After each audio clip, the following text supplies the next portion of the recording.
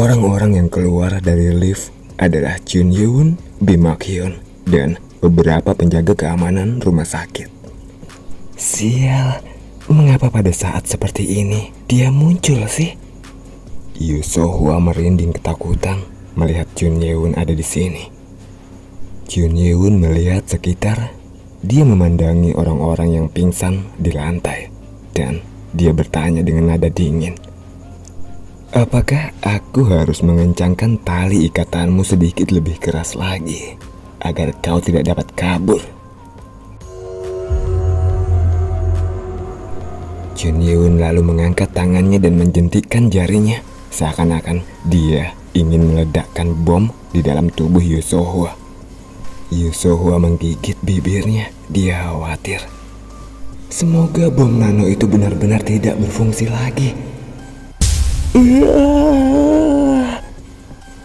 Tangan kiri Yoo So-hwa menjadi gosong setelah dia mendengar suara ledakan yang keras.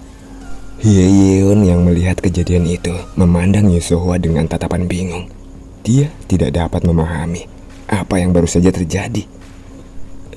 Apakah itu bom nano? Tapi bukankah aku sudah menonaktifkannya? Jadi bagaimana mungkin itu masih dapat meledak? Hye Yeon telah menggunakan semua koneksinya untuk mendapatkan remote yang berisi kode untuk menonaktifkan bom nano melalui pasar gelap.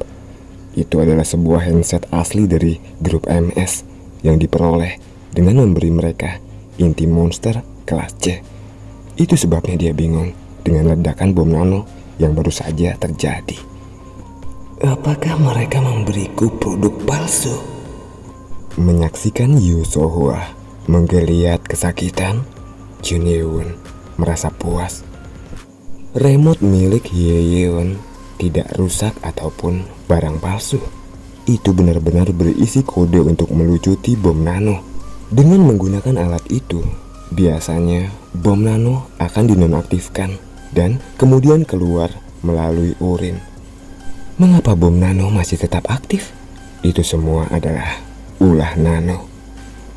Jika nano tidak mengubah komponen dalam bom nano, maka semuanya akan berjalan sesuai rencana mereka. Nano yang memiliki teknologi jauh lebih maju dalam hal nanotech melakukan beberapa modifikasi pada bom yang dikeluarkan Jun Yeun dari tubuh Baek Jong-soo.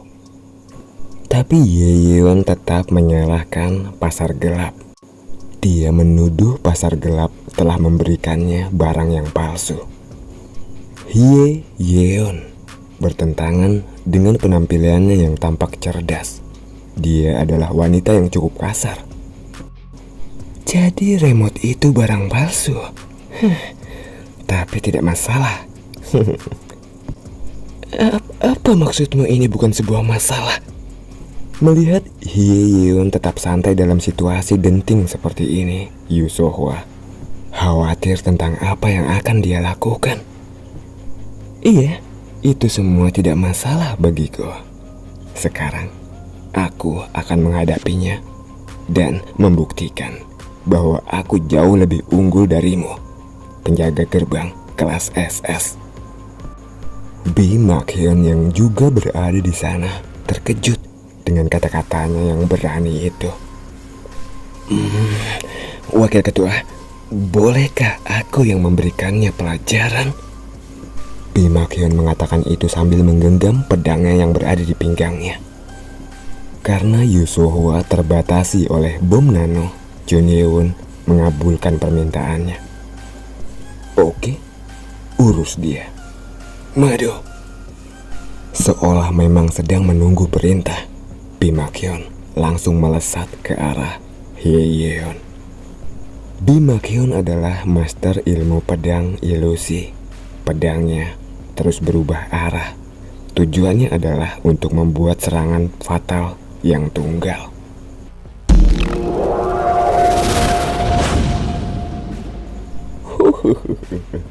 Kau berani menyerangku, hah? Berhenti.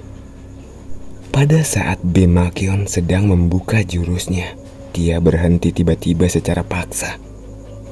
Bim Mak Hyun bingung dengan tubuhnya yang berhenti tiba-tiba.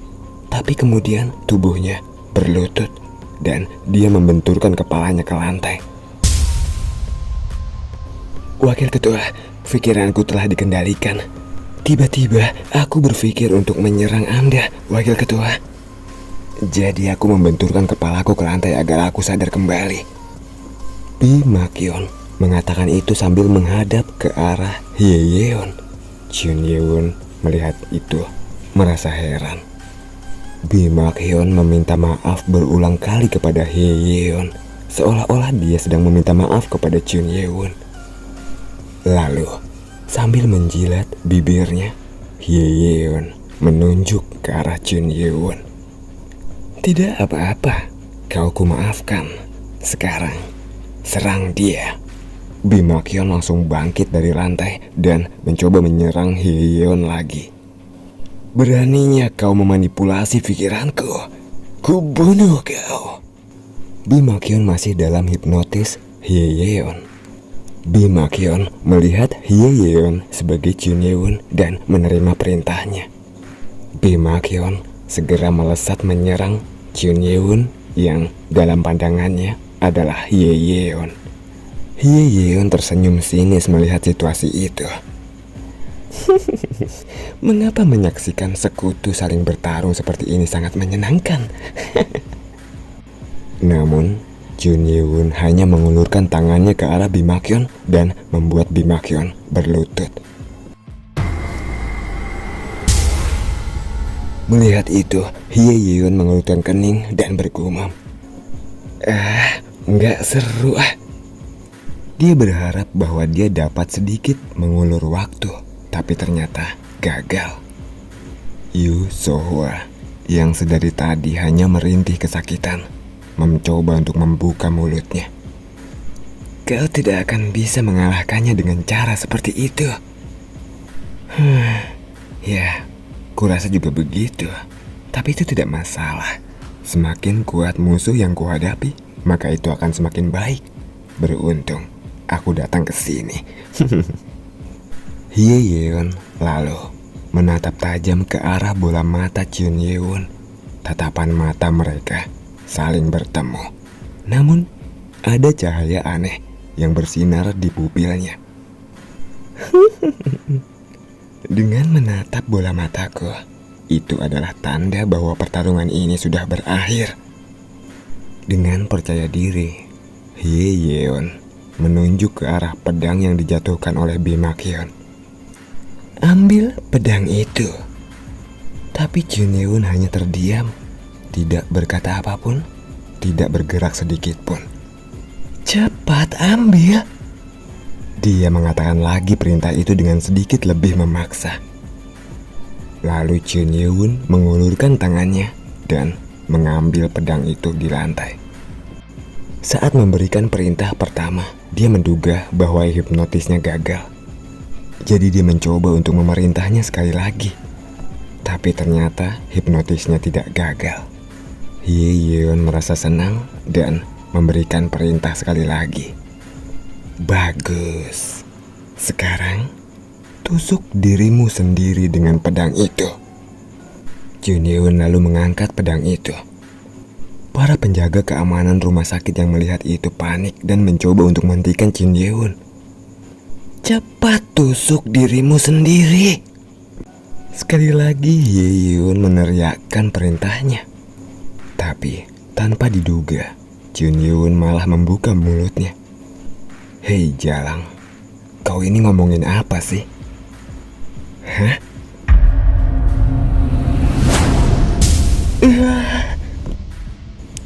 Pedang Pi Makyeon dilempar oleh Chun Ye-won dan menembus ke pahanya. Hye Yeon langsung berteriak kesakitan dan memegangi pahanya. Brengsek. Melihat itu, salah satu lelaki di sebelah Hye Yeon segera maju untuk menyerang Chun Ye-won. Ratusan duri tajam tumbuh dari tubuhnya. Sepertinya orang ini memiliki kemampuan untuk melindungi tubuhnya dengan duri baja dan bahkan dapat digunakan untuk menyerang juga. Setelah mempersempit jarak dengan Chun Ye-won, orang itu mencondongkan tubuhnya ke depan. duri baja ditembakkan dari tubuhnya seperti rudal dan ditujukan untuk Cheon Yeon dan para penjaga di belakangnya.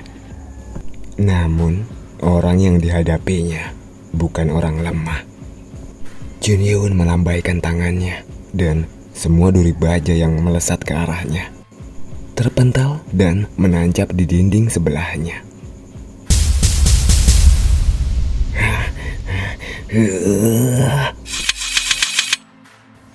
Lelaki itu segera mencoba menumbuhkan kembali duri-duri logamnya sekali lagi. Cheon Yeon yang melihat hal itu menurunkan tangannya ke bawah.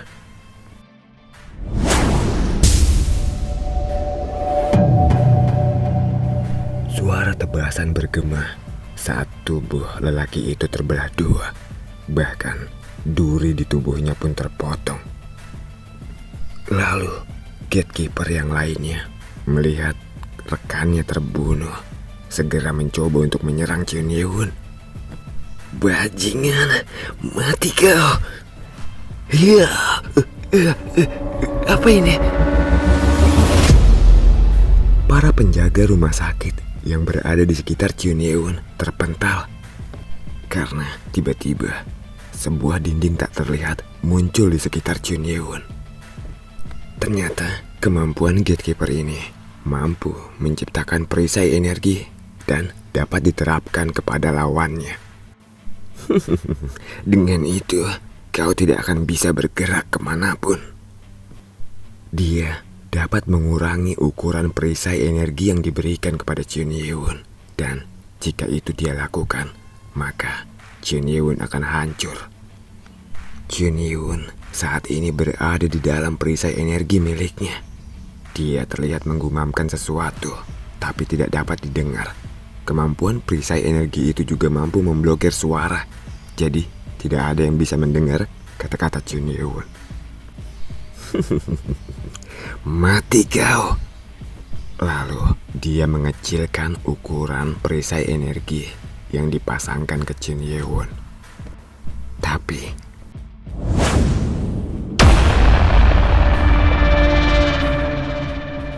Cheon Yeon memotong perisai energi itu dengan tangan kosong. Jangan bercanda, kau menggunakan mainan anak-anak untuk melawanku. Gatekeeper itu tidak dapat menyembunyikan kata kejutannya. Dia belum pernah melihat seseorang dapat keluar dari skillnya sebelumnya. Aku tidak punya banyak waktu, jadi mari kita akhiri permainan ini.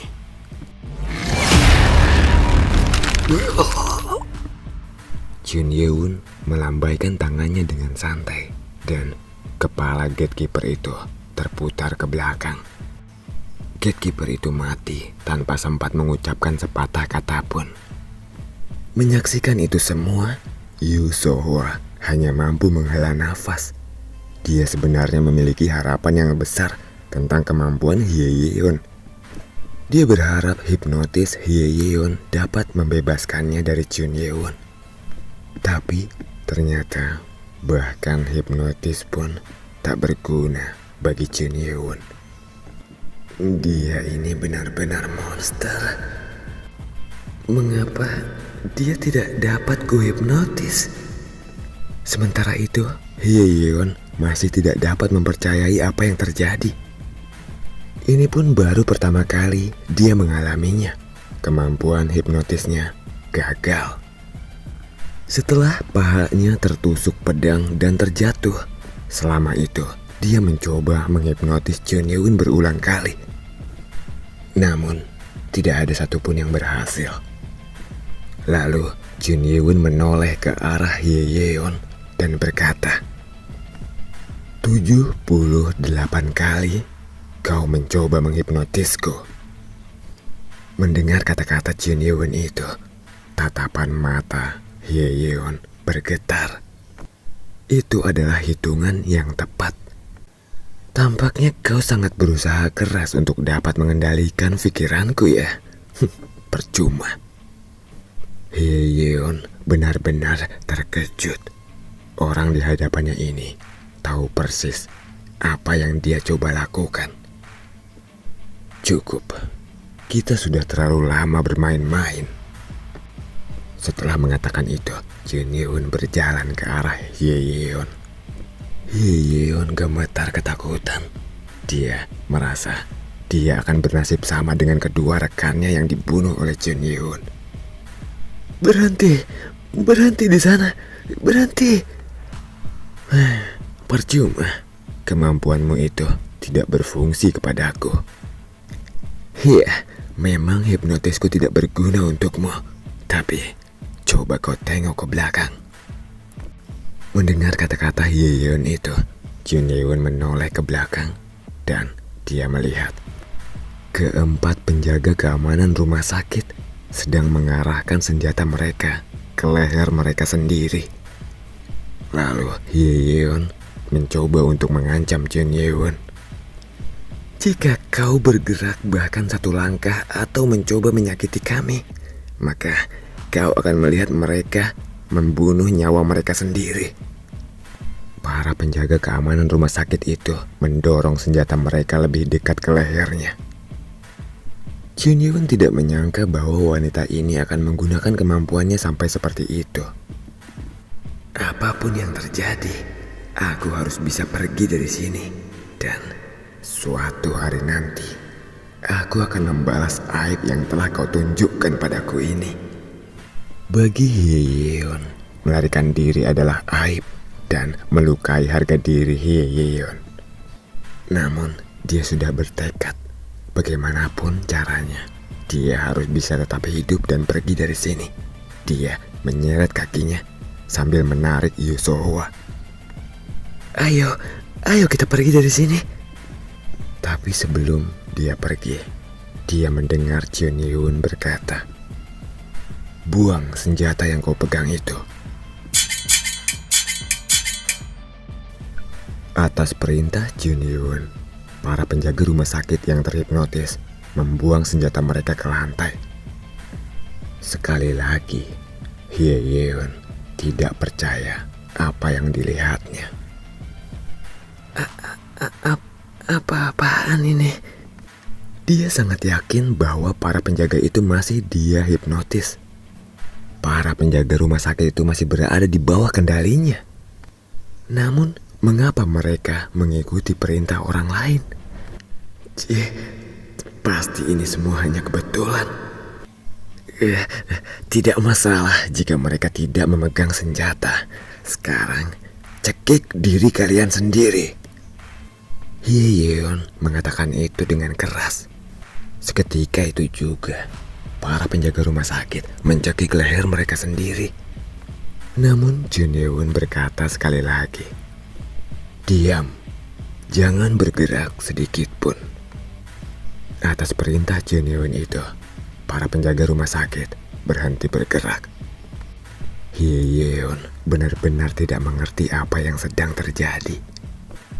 Aku heran, mengapa kau senang sekali melakukan hal yang sia-sia? Apakah memang itu adalah hobimu? Kekuatanmu itu percuma di hadapanku. Kekuatan dari energi iblis langit jauh lebih unggul daripada kemampuanmu itu. Kemampuan hipnotis milik Hye Yeon sangat kuat dan telah diakui dimanapun. Namun, tidak ada cara untuk membuat manusia melawan energi iblis langit yang berasal dari binatang roh. Tapi, Hye Yeon hanya pelangap-longo. Dia tidak mengerti apa maksud kata-kata Jun Yeon itu. Energi iblis langit? Apa itu?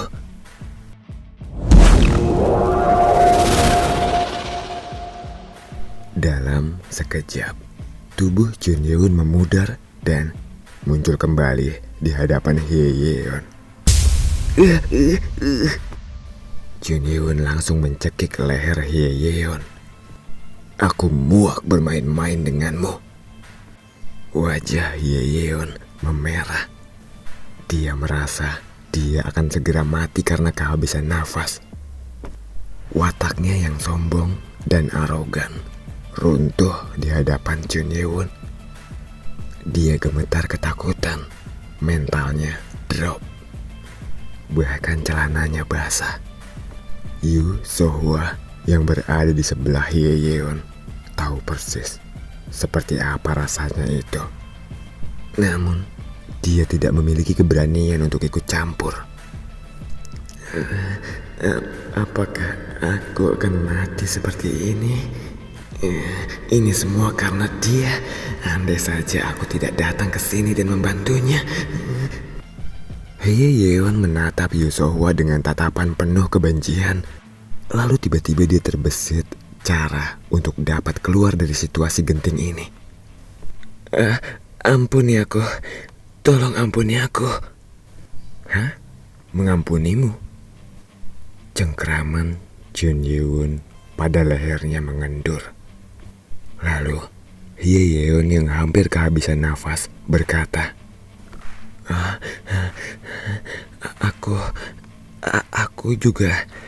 Aku juga dapat berguna untukmu seperti Yoo So-hwa. Berguna? Jun Yeon tampak seperti sedang berpikir sejenak. Aku berhasil mengelabuinya. Yoo So-hwa merasa mendapatkan kesempatan untuk hidup. Lalu dia menghela nafas sejenak dan kemudian berbicara lagi dengan tatapan menggoda. Bagaimana menurutmu? Aku dapat mendedikasikan tubuh dan pikiranku untukmu. Dia mengatakan itu sambil membuka 2 butir kancing bajunya. Jika kau tidak bisa percaya padaku, kau bisa meletakkan bom nano di dalam tubuhku. Dia benar-benar merasa bahwa dia harus hidup bagaimanapun caranya. Bahkan jika dia harus hidup sebagai budak dari orang mengerikan seperti ini, dia tidak ingin mati. Bagaimanapun caranya, dia tidak berencana mati hari ini. Dia merencanakan untuk meningkatkan kemampuannya dan membunuh Jun Yeon di lain hari. Tidak seperti Yoo So-hwa, dia merasa percaya diri dalam menggoda seorang laki-laki. Melihat Jun Yeon, dia berpikir bahwa dia punya kesempatan. Lalu dia berlutut dan berkata, Tuan muda, asal kau tahu, aku lebih panas di ranjang daripada Yoo So-hwa. Kau bukan seleraku. Apa? Hye Yeon yang merasa percaya diri dan mencoba yang terbaik untuk dapat merayu Jun Yeon menjadi kaku.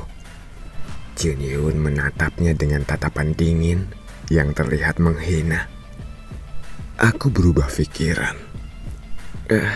Apa maksud Anda? Tadinya aku berpikir akan kugunakan kau sebagai apa, tapi ternyata kau seperti ini. Orang yang memiliki otak kekanak-kanakan tidak berguna untukku. Tapi Tuan, tunggu Tuan. Mengapa jalang itu kau terima? Hentikan omong kosongmu dan matilah.